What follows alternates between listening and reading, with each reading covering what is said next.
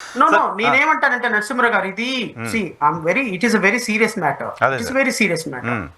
2014-19 bitter experiences తర్వాత ప్రభుత్వాన్ని 2024 తర్వాత కూటమి ప్రభుత్వాన్ని 164 సీట్లతోటి ఈ రాష్ట్ర ప్రజలు పెట్టిన తర్వాత అధికారంలో కూర్చోబెట్టిన తర్వాత 0.5% లేని భారతీయ జనతా పార్టీకి ఈ రోజు రాష్ట్రంలో 8-10 ఎంపీ సీట్లు, ఎమ్మెల్యే సీట్లు ఈ రాష్ట్రంలో ప్రజల భాగస్వామ్యం ఇచ్చిన తర్వాత ఇది హ్యావింగ్ సీన్ 2019-2024 రూల్ చూసిన తర్వాత కూడా people of the state or believed Bharatiya Janata party that మీరు ఆ కేంద్రంలో ఉన్నారు కాబట్టి ఈ రాష్ట్రానికి మీరు మంచి చేస్తారని నమ్మి వాళ్ళకి అధికారం ఇచ్చిన తర్వాత ఈ రోజు వరకు బడ్జెట్ అలాకేషన్ లో కనీసం ₹1 అమరావతి కోసం అలాట్మెంట్ జరగలేదు.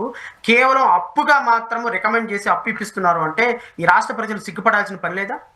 డెఫినెట్గా సార్, డెఫినెట్గా భారతీయ జనతా పార్టీ ఇవ్వాల్సినంత చేయాలి సార్. మీరు ₹1 కూడా పెట్టలేదుగా అప్పుడు అమరావతి కోసం స్పెషల్గా ₹1 మీరు అన్నట్టు. 2014 నుంచి 19 వరకు చేసినటువంటి పరిపాలన నుంచి నేర్చుకున్న మంచి అంటే చెప్పమండి నాకు.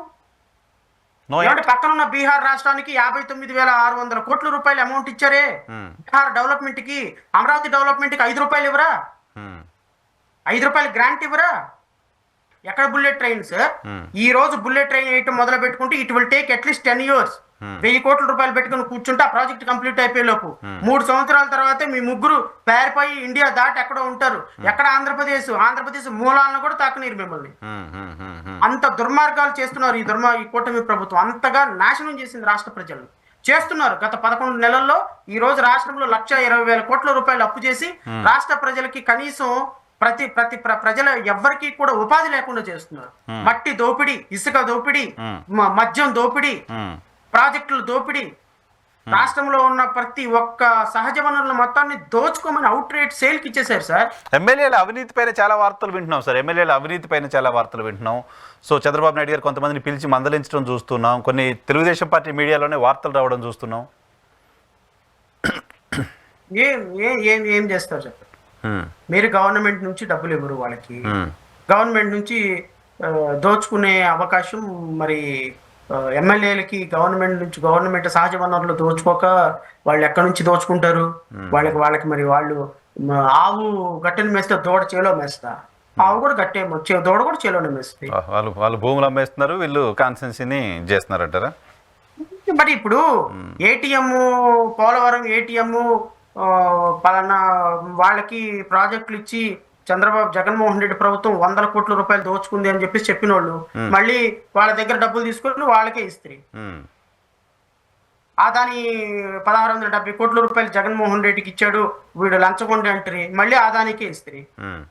ఎల్ఎన్టీ ప్రాజెక్టులు వాళ్ళే, పోలవరం ప్రాజెక్టులు వాళ్ళే, మద్యం టెండర్లు, కొత్త మద్యం టెండర్లు వాళ్ళే, ఇసుక దోచుకునేది వాళ్ళే, మద్యం దోచుకునేది వాళ్ళే, మొత్తం మీరే దోచుకుంటున్నారు. ఎమ్మెల్యేలు పోస్టింగుల దగ్గర నుంచి అధికారుల దగ్గర భూముల బదలాయింపు దగ్గర నుంచి మళ్ళీ రేపు 40,000 ఎకరాలు అమరావతిలో కావాలంట. అది ఎంతమందికి అవకాశం ఇస్తారో దోచుకోవడానికి. ఎన్ని వేల ఎకరాలు ఎవరికి వెళ్ళిపోతాయో.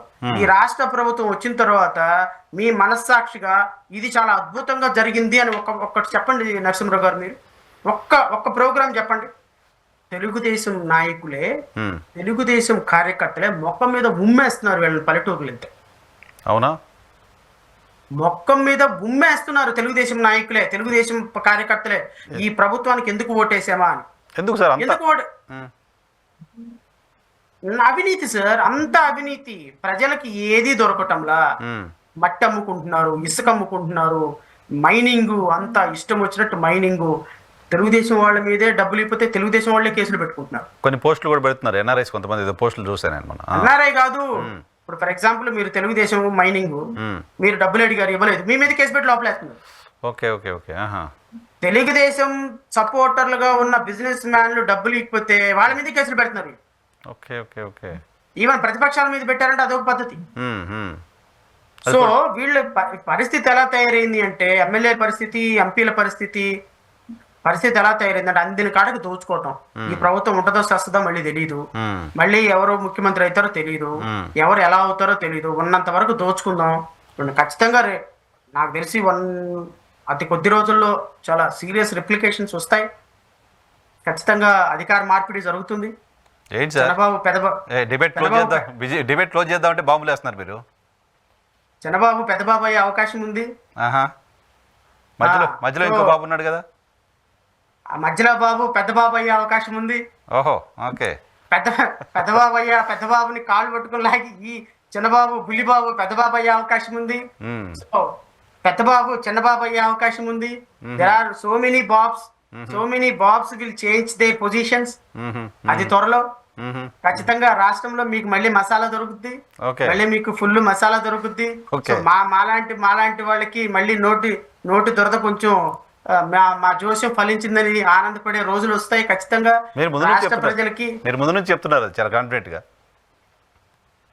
కాన్ఫిడెన్స్ ఏం లేదు, ఇదంతా ఒక థాటే అంతే. రేపొద్దున జరిగింది అనుకోండి, ఇప్పుడు చాలా సీరియస్ గా డిస్కషన్ జరుగుతున్నాయి ఇంటర్నల్ గా, చాలా సీరియస్ గా ఇంటర్నల్ గా జరుగుతున్నాయి. ఇంకో 2 సంవత్సరాల్లో ఒకవేళ జమిలీ వచ్చేస్తే పరిస్థితి ఎలా ఉంటుంది, ఇప్పటి నుంచే నాయకత్వ మార్పిడి లేకపోతే పరిస్థితి ఎలా ఉంటుంది, నాయకత్వ మార్పిడి లేకపోతే పార్టీని కమాండ్ చేసుకునే కష్టం. వయసు రీత్యా చంద్రబాబు నాయుడు గారు నెక్స్ట్ ఎలక్షన్ కి 80 ఏళ్ళు వచ్చేస్తాయి. 80 ఏళ్ళలో పార్టీని లీడ్ చేయడం కష్టం. So someone should take lead over the party. ఎవరు తీసుకుంటారు? సహజంగా చిన్నబాబే తీసుకుంటారు. చిన్నబాబు వస్తే బులిబాబు ఏమొస్తాడో చూడాలి. బులిబాబు గారికి కోపం వస్తే మరి పెద్దబాబు ఎలా దాన్ని ఇది చేస్తాడో చూడాలి. సో రకరకాల ఈక్వేషన్స్ లో పొలిటికల్ సిస్టమ్ లో చాలా చేంజెస్ వచ్చే అవకాశం ఉన్నది. అందుకోసమని భారతీయ జనతా పార్టీ ఏ విధంగానూ టచ్ చేయటంలో, వాళ్ళ మేనిఫెస్టోని ఎలాగైతే ముట్టుకోలేదో ఈ కంపెనీస్ అలాట్మెంట్ విషయంలో గానీ అవినీతిలో గానీ భాగస్వాములు కాదలుచుకోలేదు. అందుకని వాళ్ళు రేపొద్దున వాళ్ళ చాయిస్ పెట్టుకున్నారనమాట. రేపొద్దున చంద్రబాబు నాయుడు గారిని దించాలి అంటే, పవన్ కళ్యాణ్ ని పైకెక్కించాలి అంటే, ఈ తెలుగుదేశం పార్టీని ముంచేయాలి అంటే వాళ్ళ దగ్గర ఇది అవినీతి పరిపాలన. 2014 నుంచి 19 వరకు చెప్పినా వినలేదు. వీళ్ళు మళ్ళీ ఇదే పరిపాలన చేస్తున్నారు. ప్రజలు మ్యాండేట్ ఇచ్చింది దీనికోసం కాదు. నేను పవన్ కళ్యాణ్ గా నేను చంద్రబాబు నాయుడు గారి దగ్గరికి వెళ్ళి మద్దతు ఇచ్చింది దీనికోసం కాదు. నేను ఎంత చెప్పినా చంద్రబాబు నాయుడు నారా లోకేష్ వినటం లేదు. సో వీళ్ళని కిందకి దించి నేను పైకెక్కాలి, రాష్ట్ర ప్రజలకు అద్భుతమైన పరిపాలన అందించాలి అంటే ఎమ్మెల్యేలు మారడానికి ఒక సాకు కావాలి. పాపం ఎన్టీ రామారావు గారి దగ్గర నుంచి ఇక్కడికి రావడానికి లక్ష్మీపార్వతి గారు ఒక సాకు దొరికారు. ఇప్పుడు వెళ్ళటానికి ఎవరు కావాలి? ఎవరో ఒకళ్ళు కావాలి. ఆ ఏంటి అనేది అది త్వరలో వెండి తెర మీద చూస్తారు. ఆ రోజున మళ్ళీ మాట్లాడుకుందాం.